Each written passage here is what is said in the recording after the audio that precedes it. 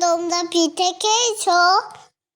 দেখো বন্ধুরা, এই পিঠেটা তোমরা চেনো? আমি তো চিনি না। আমি এইটা বানাতে দেখলাম এখন। তোমার কি মনে হয়? এইটা ঠাম্মা আমাকে বানিয়ে দিচ্ছে। ঠাম্মা বলছে কি এইটা আজকে পিঠে গো, আজকে পিঠে। এই পিঠেটা তোমাদের ওইখানে কেমন করে থাকে? আমাকে কমেন্টে জানাবেন নিশ্চয়। তোমরা আমার কাছে আসতে পারো পিঠে খেতে। এই পিঠেগুলো দেখতে পুরো ইডলির মতো।